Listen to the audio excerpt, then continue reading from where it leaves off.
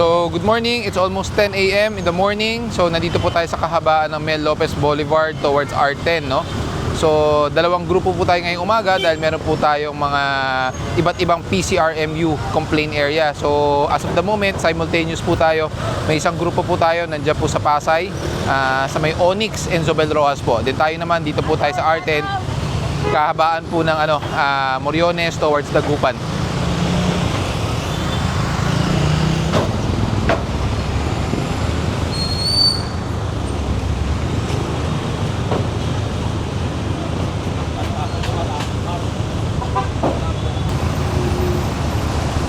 Sige po.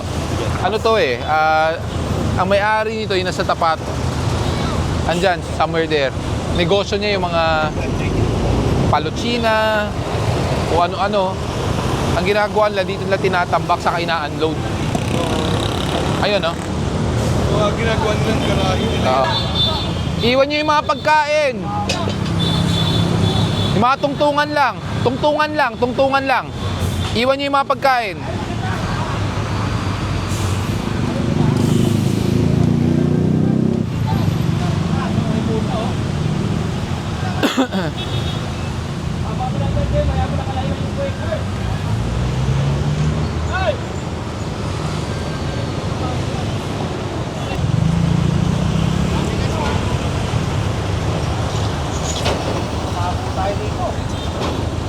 Dahan-dahan kayo baka may mga pako. Dahan-dahan. Ayun, no?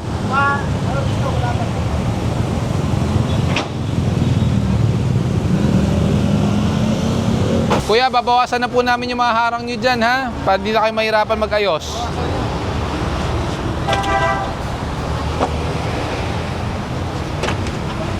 Nay, sobra po yung bubong nyo, nasa kalsada. Pakibaba nyo yan. Tanggalin nyo yung bakal na tungtungan. Sobra-sobra na yan. Pagdating ng hapon, nandito na po yan eh. Ito rin po. Ayun, no? Ini-extend nyo po yan.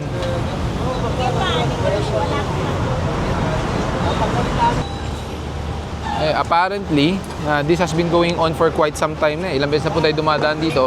Pinagsasabihan natin itong mga nagtitinda ng saging na bawal nga sila sa kalsada. Unfortunately, paulit-ulit, sinasabi nila kasi pinagbawalan sila dun sa original area nila, which is this bawal din po ito dahil ito kabaan ng R10 at nasa kalsada na po sila. Ayan, buhatin nyo, iwan nyo doon sa kanila.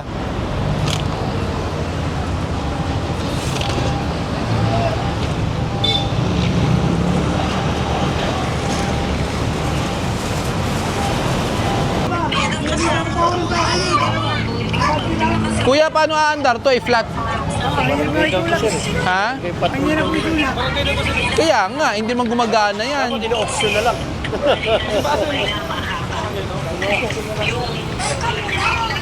Pakisabi po kay chairman, hindi pala chairman to, chairwoman, tulak nyo na lang. Pasok nyo na lang muna kung saan man pwede. Hindi po, kaya nga kasi kayo na nga po tinutulungan namin para hindi kayo magka-problema. Akin na yung sulat ko sa COA, ito po. Hindi ko na nga po titingnan yung sulat, chairman. Ang akin lang po, alisin nyo dito sa kalsada. Hanapan nyo po ng lugar. Hindi naman po kami makakapayag na iiwan natin sa R10 lang po yan. Hindi nyo ba mabibigyan pa na ilang panahon na lang ng iba?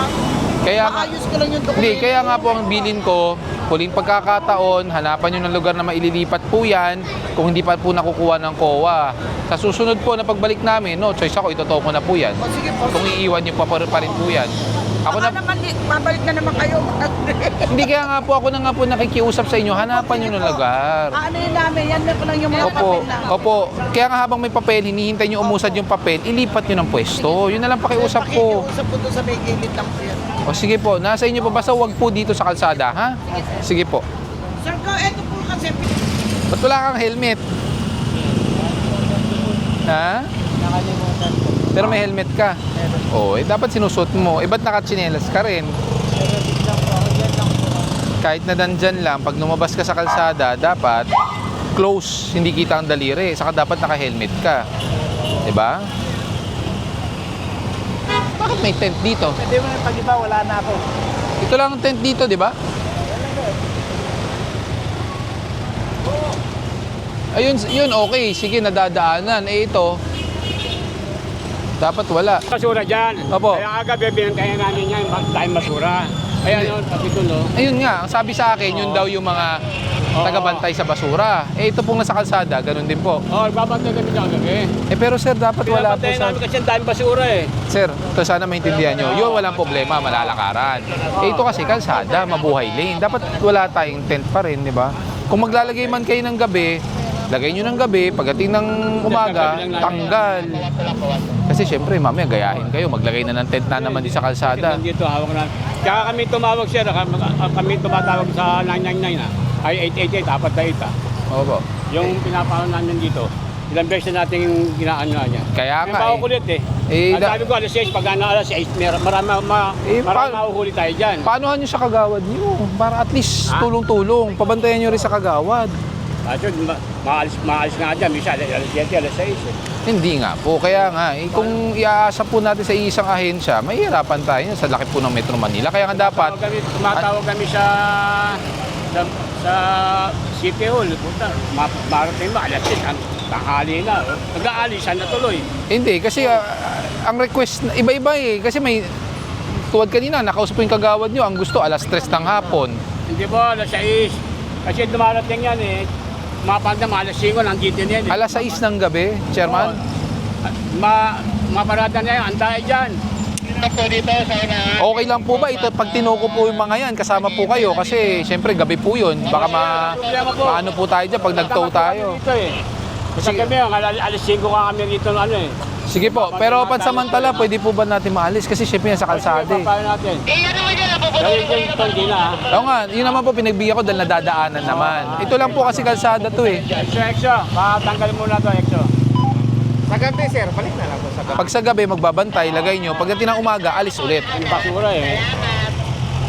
So we're here in Moriones which is a mabuhay lane po, no? Makikita naman natin, medyo malaki naman po ang pinagbago. But then again, meron pa rin po talaga mga paulit-ulit na pilit pa rin pong pumaparada despite knowing the fact na bawal po dito sa mga mabuhay lanes pumarada. And yung mga vendors naman po, yung mga illegal structures, malaki na po ang nabawas. Marami po dito paulit-ulit nating ino-operate and somehow naman po medyo nakinig na po sila so nabawasan na rin po talaga. Pakiusog po to mga to. Ngayon na po. Tay, bawal po kayo dyan dapat. Nasa kanto po kayo ng sidewalk. Ha? Eh, kailangan po natin tanggalin ngayon. Hindi po. Bangketa po to, kailangan po natin iusog. Itabi niyo po doon sa loob kung gusto niyo po. Dito pa lang sir yun, pera pa yung sir. Oo. Ako sa susunod po, ikakarga namin yan. Doon na lang po sa loob kung gusto niyo po. Pero wag po dito, ha? Dahil sidewalk po yan eh.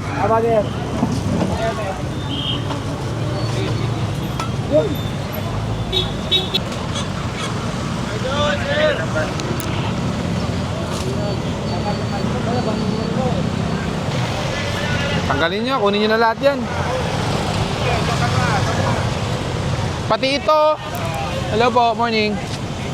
Pati ito, nasa pedestrian mismo.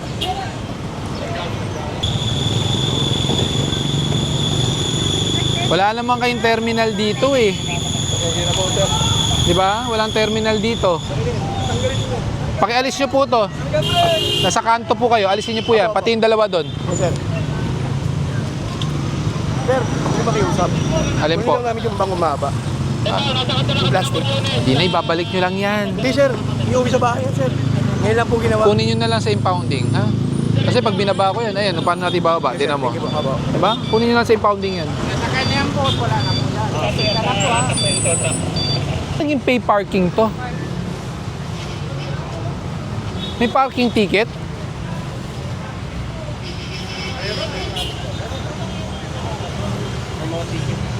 Hindi bangketa.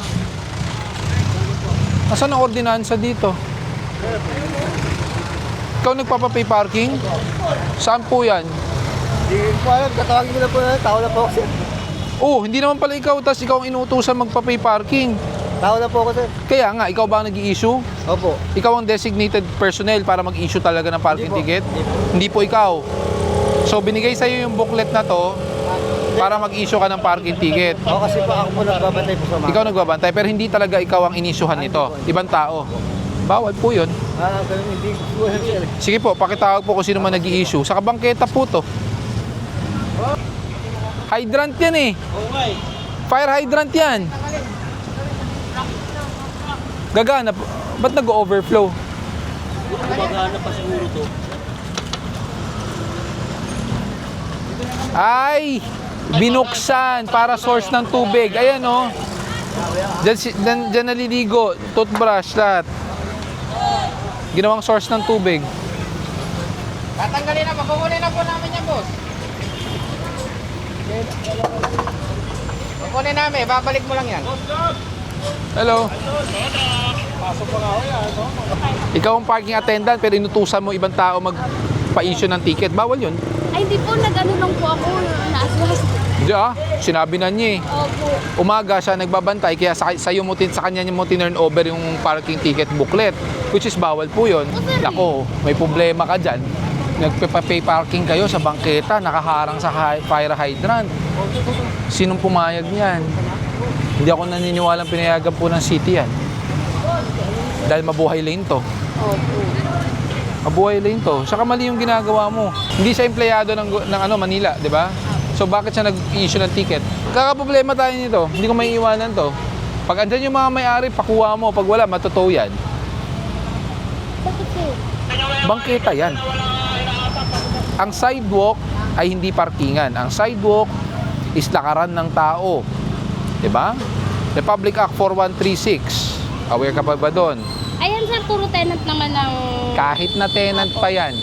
Kahit na tenant pa yan. Kahit na tenant pa sila, ang problema, pinarkingan nyo, sidewalk. Diba? Bawal na po yun. Bawal yan. Ang sidewalk para sa tao. Mas lalo na to, mabuhay lane to. Tapos sinarangan nyo yan.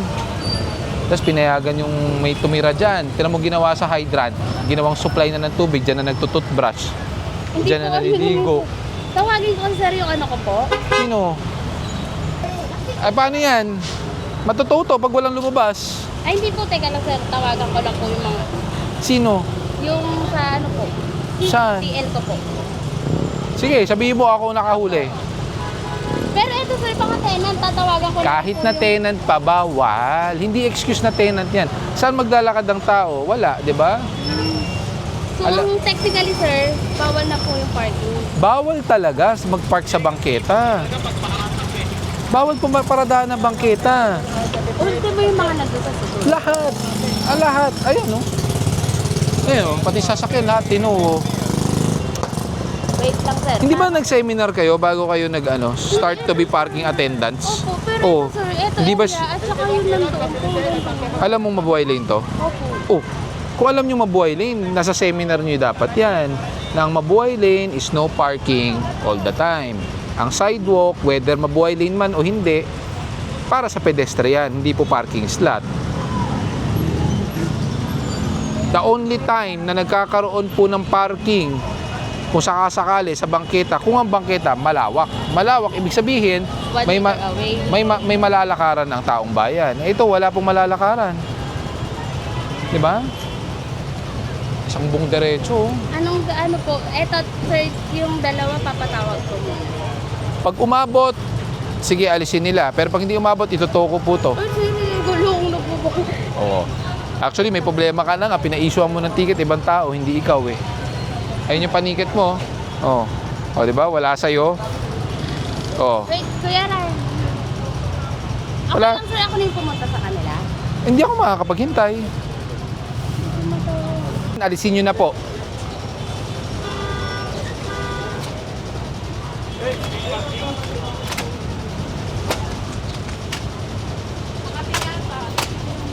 Yung kabila pa. Tapos hugutin nyo na yung mga trapal para hindi na balikan. Yung upuan, kung kailangan kunin, kunin nyo na.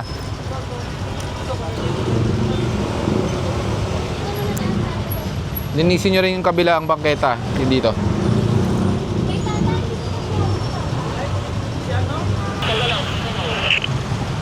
Palinis nyo to, bawasan natin.